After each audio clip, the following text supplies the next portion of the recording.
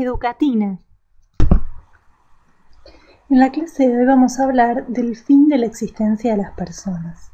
El artículo 103 del Código Civil dice que termina la existencia de las personas por la muerte natural de ellas. Es decir, que la muerte es el hecho que pone fin a la vida del hombre. Y este hecho que pone fin a la vida del hombre, esta muerte, respecto a las relaciones jurídicas, ¿qué hace? Las extingue. Se extinguen y se transmiten a los herederos. Bien, ¿cómo se prueba la muerte?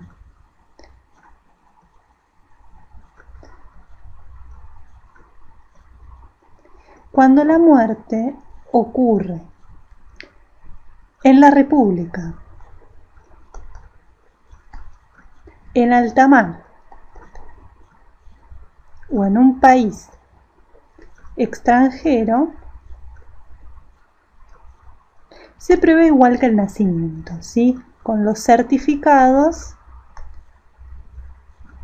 auténticos de los registros públicos.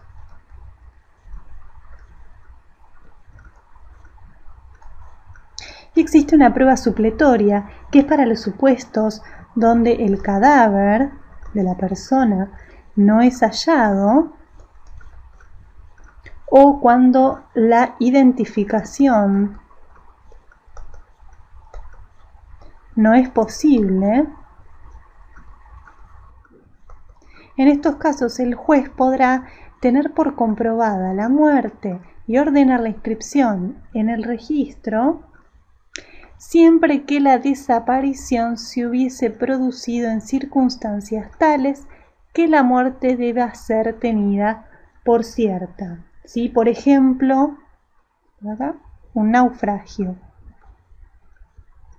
Entonces se considera que esta circunstancia, ¿sí?, es dable para la desaparición de una persona. ¿Sí? Esta circunstancia hace que el juez tenga por cierta esta muerte.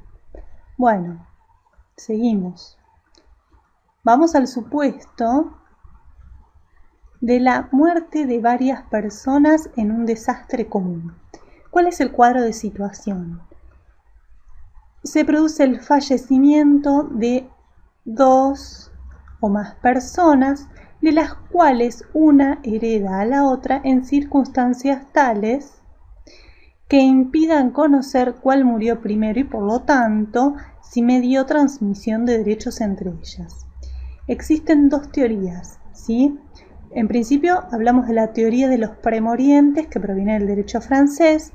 Es una presunción iuris tantum, quiere decir que admite prueba en contra.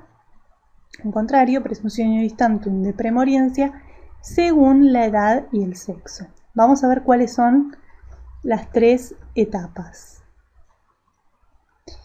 Hasta los 15 años se presume el fallecimiento anterior del menor de los implicados.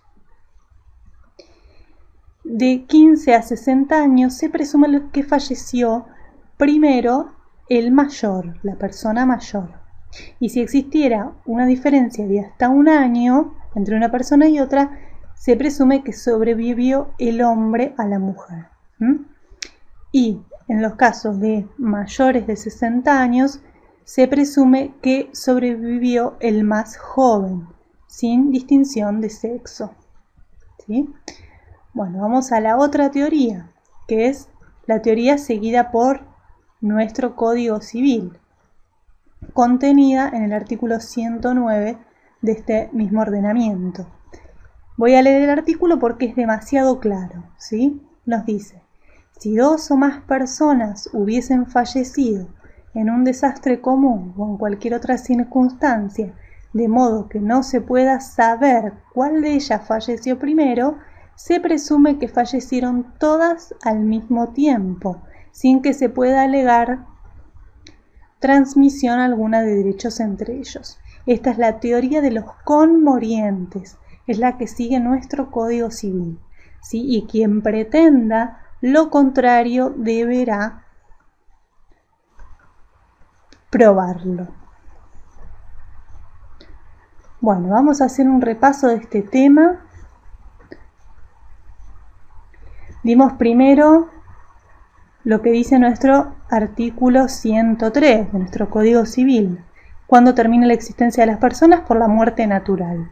¿Sí? Las relaciones jurídicas se extinguen y se transmiten a los herederos.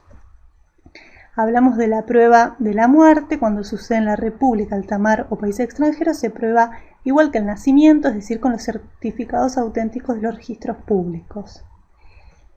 La prueba supletoria, artículo 108 del Código Civil, se da en estos dos casos: cadáver no hallado o cuando la identificación no es posible y el juez puede tener por comprobada la muerte y ordenar la inscripción siempre que la desaparición se hubiese producido en circunstancias tales que la muerte deba ser tenida por cierta, y dimos el ejemplo del naufragio.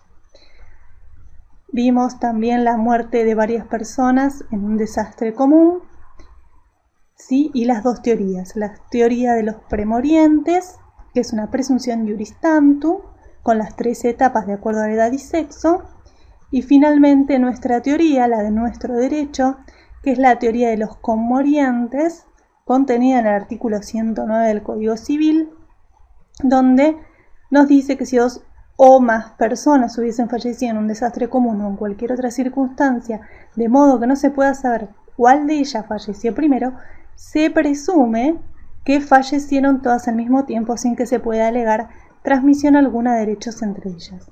Quien pretenda lo contrario deberá probarlo. Bueno, hasta aquí llegamos, nos vemos la próxima.